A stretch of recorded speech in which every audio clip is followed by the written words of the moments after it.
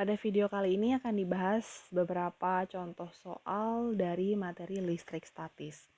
Untuk soal yang pertama, di sini diketahui 3 buah muatan listrik yang sejenis diletakkan seperti gambar di bawah ini. Besar gaya kolom yang dialami oleh muatan listrik pertama adalah. Nah, kita perhatikan dulu gambarnya. Di sini ada 3 buah muatan, ada Q1, Q2, dan Q3, di mana nilai Q1 itu adalah 8 mu kolom atau setara dengan 8 kali 10 pangkat minus 6 kolom. Kemudian Q2 42 mu kolom dan Q3 25 mu kolom. Kemudian jaraknya antara Q1 dan Q3 itu adalah 5 cm. Jarak Q1 dengan Q3 kita sebut sebagai R13. Kemudian jarak antara Q2 dengan Q3 kita sebut sebagai R23 dengan nilai 13 cm atau setara dengan 13 kali 10 pangkat minus 2 meter. Nah, jika kita sudah mengetahui nilai R13 dan nilai R23, berarti kita dapat menentukan nilai dari R12 atau jarak antara Q1 dengan Q2. Dengan persamaan Pitagoras, R12 sama dengan akar dari R23 pangkat 2 ditambah dengan R13 pangkat 2. Kita masukkan nilainya, R23 adalah 13 cm pangkat 2 dikurangi dengan R13 5 cm kuadrat. Diperoleh hasilnya akar dari 144 cm pangkat 2 atau setara dengan 12 cm. Kemudian yang ditanyakan pada soal ini adalah besarnya gaya kolom yang dialami oleh muatan listrik pertama atau F pada Q1 atau kita lambangkan sebagai F1. Kemudian di sini kita gunakan rumus gaya kolom di mana F itu sama dengan K Q1 kali Q2 per R kuadrat. Karena di sini yang ditanyakan adalah F pada muatan 1, maka yang kita hitung adalah F12. K-nya 9 kali 10 pangkat 9, kemudian Q1-nya 8 kali 10 pangkat minus 6, dikali dengan Q2-nya 42 kali 10 pangkat minus 6, dan jaraknya kuadrat 12 kali 10 pangkat minus 2 kuadrat. Diperoleh hasilnya 210 Newton. Nah, setelah kita tinjau dari F1 terhadap F2, sekarang kita tinjau lagi besarnya gaya kolom dari F1 ke F3. Di mana nilai K-nya masih sama, 9 kali 10 pangkat 9, yang berbeda adalah muatannya. Q1-nya 8 kali 10 pangkat minus 6 dan Q3-nya 25 kali 10 pangkat minus 6 per jarak antara Q1 dengan Q3, yaitu 5 kali 10 pangkat minus 2 dikuadratkan. Sehingga diperoleh nilainya adalah 720 Newton.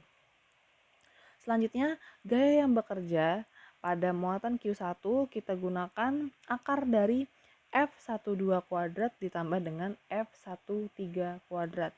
Kita jumlahkan, kita masukkan nilainya 210 kuadrat ditambah 720 kuadrat. Diperoleh hasilnya adalah 750 Newton. Itu adalah gaya kolom yang bekerja pada muatan Q1 yang dipengaruhi oleh muatan Q2 dan muatan Q3. Selanjutnya, contoh soal yang kedua, misalnya diketahui dua muatan listrik yang terpisah pada jarak 12 cm, seperti ditunjukkan pada gambar. Pertanyaannya, besar medan listrik yang dialami pada titik P adalah, di sini ada dua buah muatan yang berwarna kuning dan berwarna hijau, di mana yang berwarna kuning dia bermuatan negatif dan yang hijau bermuatan positif. Diketahui nilai Q1-nya itu adalah 8 pikokolom atau setara dengan 8 kali 10 pangkat minus 12 kolom. Kemudian Q2 16 pikokolom yang setara dengan 16 kali 10 pangkat minus 12 kolom. Kemudian R12 atau jarak antara muatan pertama dengan muatan kedua itu adalah 12 cm. Kemudian R1 atau jarak antara titik P atau titik ujinya ke muatan pertama, yaitu sebesar 4 cm. Sedangkan R2 atau jarak titik P dengan muatan kedua itu bisa kita peroleh dari R12 dikurangi dengan R1. Dan hasilnya diperoleh dari 12 dikurangi 4, hasilnya 8 kali 10 pangkat minus 2 meter. Kemudian yang ditanyakan adalah medan listrik atau E pada titik P, atau kita tuliskan sebagai EP. Selanjutnya kita analisis satu persatu. Yang pertama, medan listrik yang dialami titik P terhadap muatan Q1. Berarti kita analisis dulu dari pengaruh dari muatan Q1 terhadap titik P, di mana E1 sama dengan K Q1 per R1 kuadrat. K-nya kita masukkan, kemudian Q1-nya kita masukkan 8 pikokolom, dan jaraknya adalah 4 cm. Diperoleh hasilnya adalah 45 Newton per kolom. Kemudian medan listrik yang dialami titik P terhadap muatan Q2. Caranya masih sama, bedanya yang digunakan adalah Q2. Jadi E2 sama dengan K dikali Q2 per R2 pangkat 2. Di sana ada kesalahan ya. Yang benar E2 itu sama dengan K Q2 per R2 kuadrat. Kita masukkan nilai K-nya, kemudian nilai Q2-nya 16 pikokolom per R2 kuadrat sebesar 8 kali 10 pangkat minus 2 kuadrat. Dan diperoleh nilainya 22,5. Sehingga medan listrik yang dialami oleh titik B adalah hasil penjumlahan antara medan listrik yang dialami titik P terhadap muatan Q1 atau E1 dan E2-nya. Diperoleh nilainya 67,5 Newton per kolom. Selanjutnya contoh yang ketiga, amatilah susunan kapasitor berikut. Muatan listrik yang tersimpan di kapasitor 12 μ kolom sebesar, nah di sini ada rangkaian kapasitor. Ada 7 buah kapasitor yang disusun secara seri dan secara paralel. Nah, di sini kita beri nama dulu satu persatu kapasitornya. Yang pertama itu adalah C1-nya 5 mF, kemudian C2 4 mF, C3 3 mF, C4 3 mF, C5-nya 18 mF, kemudian yang 12 farad kita sebut sebagai C6, dan terakhir C7-nya adalah 6 mF. Nah, di sini yang ditanyakan adalah muatan listrik yang tersimpan di kapasitor 12 mF yang kita sebut sebagai C6. Berarti yang akan kita cari di sini adalah nilai dari Q6.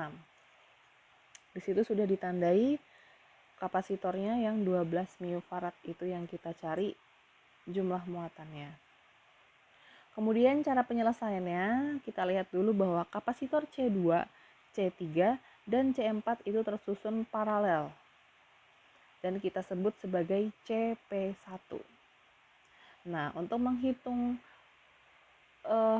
kapasitor pengganti untuk rangkaian paralel, kita tinggal menjumlahkannya. C2 tambah C3 tambah C4 diperoleh itu adalah 10 mF. Sedangkan untuk kapasitor C5 dan kapasitor C6 itu dia tersusun secara paralel juga.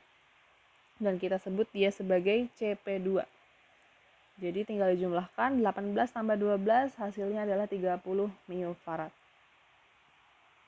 Selanjutnya untuk kapasitor C1 kemudian kapasitor CP1 yaitu kapasitor paralel yang sudah kita hitung kapasitas penggantinya, kemudian CP2 yang sudah kita hitung tadi, dan C7 maaf. Mereka tersusun seri dan diperoleh kapasitor totalnya atau kapasitas totalnya itu 1 per C sama dengan 1 per C1 ditambah 1 per CP1 ditambah 1 per CP2 ditambah dengan 1 per C7. Kita masukkan angkanya. C1-nya 5, CP1-nya 10, CP2-nya 30, dan C7-nya 6. Sehingga kita peroleh kapasitas penggantinya untuk semua kapasitor yang tersusun dalam rangkaian itu adalah 2 μF. Kemudian kita hitung muatan listrik total yang tersimpan dalam kapasitor dengan rumus Q sama dengan C dikali V. Kita masukkan C-nya 2 μF dan V-nya ada di bawah yaitu sebesar 15 volt. Sehingga diperoleh muatan listrik yang tersimpan dalam kapasitor keseluruhan adalah 30 μ Coulomb. Nah, kemudian karena C1, CP1, CP2, dan C7 tersusun seri, maka muatan listrik yang tersimpan pada masing-masing kapasitor itu adalah sama, yaitu masing-masing adalah 30 μ Coulomb. Nah, sekarang kita cari tahu potensial listrik di ujung-ujung CP2. Nah, kita hitung di mana VP2 sama dengan QP2 per CP2. QP2-nya kita hitung, karena tadi dijelaskan di atas bahwa nilai muatannya itu sama di semua titik, maka kita masukkan QP2-nya itu adalah 2 μ Coulomb dan CP2-nya adalah 30 μF. Sehingga diperoleh nilai potensial pada ujung-ujung CP2 itu adalah 1 volt. Kemudian kapasitor C5 dan kapasitor C6 ya tersusun paralel tadi ya, yang nilainya 18 μF dan 12 μF, itu dia tersusun paralel. Artinya beda potensial pada masing-masing kapasitornya itu adalah sama. Artinya yang di 18 μF itu nilai potensial listriknya 1 volt. Kemudian yang di 12 μF yang dibulat yang diberi tanda warna hijau itu juga 1 volt. Sehingga muatan yang tersimpan di C6 atau di kapasitor yang memiliki kapasitas 12 μF itu dapat kita peroleh sebagai Q6 sama dengan C6 dikali dengan V6, di mana C6-nya adalah 12 μF, kemudian nilai V-nya itu adalah 1 volt. Sehingga nilai muatan yang tersimpan pada kapasitor C6 itu adalah 12 μ Coulomb. Nah, demikian penjelasan contoh soal dari materi listrik statis. Jika kalian memiliki pertanyaan, silahkan sampaikan di kolom komentar. Terima kasih.